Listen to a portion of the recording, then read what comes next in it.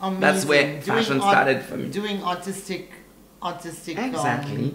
Directing. So I worked with him, Marc Jacob, who's the fashion artistic director at Louis Vuitton. I worked with him for 3 years. I did all of the fittings for a lot of the shoes, because if the shoes they hurt, then he would not get it done. He would ask me, you know, my ideas on certain things, and we'd work nights on ends, you know, because creativity is all about that. That's you know. right. And Marc Jacobs did something really sweet, that he put me, you know, at every Vuitton fashion show in the front row seat, because in fashion there's a hierarchy, in fact. Yes. You know, and the hierarchy is, you know, in terms of where you're sitting. Right. So if you're sitting at the front row seat, it's either you're a celebrity, or you're a fashion buyer, or you're a journalist who's working for one of the big fashion magazines. Yes, you know, that's how it is. Yes. And then the person in the seat behind would either be a buyer for a smaller company, or a journalist for smaller magazines. Right. And more you go up till you get to standing, which are just people who are just coming to see the show. You know, that's what it's all about. So and I was very lucky. Front row seat. I was always at the front row seat at every fashion show in Paris. And not only that, I was able to meet people like Anna Wintour herself. I was able to meet, you know, the director and the owner of Louis Vuitton, who is Mr. Bernard Arnault. I was able to butt heads with people like Gianfranco Ferré. I was able to meet who was the artistic director at Dior. I met then Mr. John Galliano. I met Jean-Paul Gaultier. I met all of these people. And not only did I meet these people, but these people, they liked me. And not only did they like me, they decided they would dress me with their thing. So I got the possibility, and I was able to dress in all of these designers for free. That you know, is amazing. and I became one of the faces that you see around and about town. Where in 1999, Vogue America voted me in the top 10 persons to meet. Wow. You know, when you go to Paris, as the man about town. You know what I mean? So for me, this was a beautiful honor. I had a huge write-up on me in Harper's Bazaar, you know, and another magazine, fashion magazine in England. And from there, what happened was, a lot of people were coming to me and asking for my opinion. What do I think? I became a fashion critic at the time. You know, right after the shows, the journalists would come and ask you what you think. You know, so my opinion, it was necessary. It was not that teaspoon of thing that everybody's talking about. It was, we needed to have his opinion. You know what I mean? Right. I got it in there. And you know, I'll tell you something. To be in that position in France, in Europe, it is huge, you know. In America, it could be a dime a dozen. But in Europe, from my little knowledge of fashion in Europe, you have to really stand out and know and have knowledge. Jackie, if you had your face up into the society pages at the back of the Paris Vogue, that means you were somebody. You know, you were an A-list person. When you get invited to red carpet moments, you're an A-list person. Definitely. So, you know, I had my entrance and my passes. You know, my face was my pass. I just had to show up. You know, and what really made me famous, and no matter what people may think, it was, I was styling a fashion shoot once. And that fashion shoot I was styling, you know, it was a Sunday. The agencies were not open on a Sunday. And what happened was, the photographer, he needed to photograph this model. But the model, when she came, he was like, I do not like her legs. You know, so he was saying, Vincent, you have very beautiful legs. You know, and because the girl, I want to come to that in a minute, okay? Because we got to go into this. He said, you know, you have very beautiful legs. So what I'll do is, Vincent, I will shoot the shoot twice. I will shoot the girl, but you're supposed to stand in the same position as the girl, dressed like the girl, and I will do a photo montage. So what he did was that he used the upper part of the girl and the bottom part of my bottom, you know. And then that appeared in the fashion magazine, and people started getting a lot of queries. You know, who's that girl? And her legs are fabulous. And the magazine had to say no, it was a montage because it was Vincent at the bottom, and that's what made me famous. This is where I really want to talk about, because you are known for those you know, unique, never-ending long legs. Thank and you. Wearing very high heels as well. And you do not usually find male models in heels. And you have... Now you can. They do it everywhere. You can, yeah, you can. But at that time, I think you were pretty... I started a trend. You started a trend. I started a trend. Because So- there's this, if St. Lucians are cultured enough, you should look up an artist called Moulinier. He's French. He's with the shoes that have the red bottoms. Exactly. Yes. This guy, his name is famous. Moulinier, Yeah. and he was an artist at the time. He was very contemporary, and I liked his work. He Right. always loved women's legs, and he always used his very very high heels. At the Yes, time, yes. and Moulinier, I liked his work, and I just wanted to have those legs, and the Yeah. best way to do it was in high heels. But I had a problem with my feet. I always felt my foot hurt when I was on flats. So I always felt more comfortable wearing high heels, Heels. So when I started stepping out into the fashion circles with high heels, people noticed that. And that's one of the reasons, people were attracted. People was like going, a boy, he's very Yes. comfortable in high heels. He walks very well. He's very, And he has it nice became my legs. signature. That's you know what I right, mean? that's And a lot right. of designers, including Christian Louboutin, would send me shoes, Yes. and I would wear his shoes. I know that from doing my research, I realized that you were a spokesperson for Paris Premiere. The Yeah. chain Oh my of, God. How um, interesting. 1998, I was at a nightclub, and this very beautiful woman came up to me. Her name is Sabrina Azulay, because women have always influenced everything in my life. It was Yes. never a man. It was Okay. always a woman. Every time, every stepping stone in my life was a woman who Was a turned the woman. stone. Wow.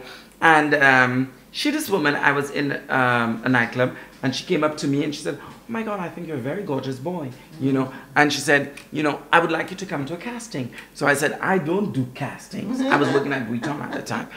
I said, "I don't do casting," but she said, "Come to see me anyhow." Yeah. So the next day I went to see her, and when I arrived, there was a whole set of professionals like hairdressers and makeup artists and designers, and everybody was flirting all over me. Everybody's, I was like, what the hell is going on? Leave me alone, And she said, "No, just let yourself do it, and I'll explain to you what I'm doing." So I had a fashion expert hairdresser do my hair. Then I had my face and makeup done, and I was wearing a fabulous dress from Christian Dior. And she said to me, "Okay, come with me." And then I entered this room, and there were lights and everything. Wow. And she said, "There's a teleprompter. What you do is that, read what's on the teleprompter for me." And I said, "Why?" And she said, "Come, just give it a try, and then I'll explain to you." So I spent half a day, because I couldn't speak French properly. Right. So after a while, she said to me, "I'll explain to you and use your own words." So I did. I went home, and 45 minutes later, she called me up and she said to me, "I am hiring you. You will be because the new year for television is September." She said, yes, "Come season, September, yeah. you will be, our mascot. Right. You will be one of the main presenters on the show." So I started doing I was like the weather boy, Oh. and also not only was I the weather boy, I was also the fashion expert of the channel. Oh, so okay. every day during Access Prime, I would come and I would read out, what other programs you're going to see. Right. But not only would I talk about that, but I would also tell you what the weather would be like, for the following day Right. and the afternoon. And about midnight, I would come and I would send people off to sleep. You know what I mean? Yeah. Say, well, that's what you'd be saying tomorrow and things like that. Right. I did that for 3 years. And after a while, that did very well. That made me famous, and all of the papers with Mr. McDoom, he's new, they said an extraterrestrial, has just kicked his high heels into the French audiovisual, sphere, Yes. and that made me, everybody was speaking about me, and, my name was one of, that year, my name was one of the names. If you Googled up, it would come up. I had the most pages on. Wow. So after a while, I came back to St. Lucia because my friend Vicky Morissette had died. Oh, And Vicky, when, yes, you know, because Vicky Morissette had been very good to me. That's the first time I saw you at her funeral. Yeah, she had been very good to me. And I came back to St. Lucia after 8 years. Right. I came to her funeral. And right after I came to her funeral, I was dealing with some, you know, difficulties in the sense that I had spoken about certain mishaps and misfortunes that I had gone through as a child, you know, and I explained that, and it had created a problem. So I needed some time to breathe. So I took a year sabbatical from Paris Premiere, and then the first channel in Europe called me up. It's called TF1, and they were on the brink of starting, you know, they had just imported what was a new television reality show, which is called Get Me Out of Here, I'm a Celebrity, you know, and they had approached me and they said to me, we would like to use you, you know. So I was not into tele-realities, but it was well paid, you know. What year was this? It was in 2004, you know, and they said to me, we would like to have you on the show. And I said, no, I don't want to be on the show, you know. And then they told me that's how much it was being paid, and I'd never seen so much money in my life. You know, I was like going, okay, I'll have it. You know, I didn't care how long I would stay because I was not the most famous person. So out of 14 celebrities, the show ran on for 14 weeks. I stayed on 13 weeks. Wow. You know, and that had given me a visibility. It's called a Celebrity Farm. Amazing. And that had given me a humongous, really huge visibility. And now my name had become a household word in France, in Belgium, in Switzerland, in Luxembourg, in Spain, all over Africa, and in Canada, and also the French-speaking Caribbean, you know. So then I had acquired a certain notoriety, and you know, that's what made me really exploded, in fact. Wonderful, wonderful. You know, Vincent, the more I speak to you, it's the more I'm more amazed I am, because most people in a lifetime have not achieved what you've achieved in just the few short years. Jackie, I can tell you, you know, what St. Lucians made me felt was a fault, you know, because I was so different or so unique, you know. In France and in Europe, people had embraced it, and that was what made me famous. You know what I mean? So then I picked up, you know, confidence, and I became who I am today, you know. So, you know, if my life as it is now, you know, it can help people see things differently, and, you know, the youngsters are more able to express themselves. Do you realize the first mortality rate among kids at the discovery of their sexuality, or that confusion amongst themselves when they discover, you know, their sexuality? And you know, and we can prevent this from happening, you know. And you know, in St. Lucia, we, instead of helping these kids or taking them, you know, taking them through it, you know, we diss them, you know. And these are some of the reasons why some children commit suicide. Not only we live in a society where a lot of our kids are getting raped, but also the stigma of their difference in sexuality, you know, it could be very, very hard on them. You know, it's devastating for these kids, you know. So I was strong enough, and look now, you know, my sexuality, which was a little bit imposed on me, actually, in St. Lucia, because I didn't say I was gay to anyone. It was society, it was family, it was religion telling me I was gay. You know, they were labeling me, and I didn't want to be labeled by anyone. You know what I mean? In spite of all of these names people were calling me, one of my dreams was for people to call me Mr. McDoom, because that's what I was. I was a child. I did not know what people were talking about when they were explaining to me that you were this, you were that, and I had never gone through it until that fatal moment where something was stolen away from me that I didn't give freely. You know what I mean? Which I had to, it was my innocence, and I had to deal with it. But then again, we are living in this culture of fear where you cannot talk. So I had to keep it all to myself. Not only did I have to live with that, but I had to live also with what society, family, and religion was saying to me, which was not really nice, you know. So the moment I got to leave St. Lucia, I did it, and I became who I am today. And if who I am today can help young people, then thank God. Wonderful. You know? And the thing is, I think that you took all the negatives and made it into a positive. Resilience, that's called. Resilience. That's the word, yes. Resilience. I think if I was an animal, I would be a duck. You know, because I really took a lot, you know. Yeah. Showers, but showers. So thank God it just washed off my back. Yes. You know, that's exactly what it yes, is. So yes. I didn't pay attention to this. I just decided, you know, I knew what I wanted out of life.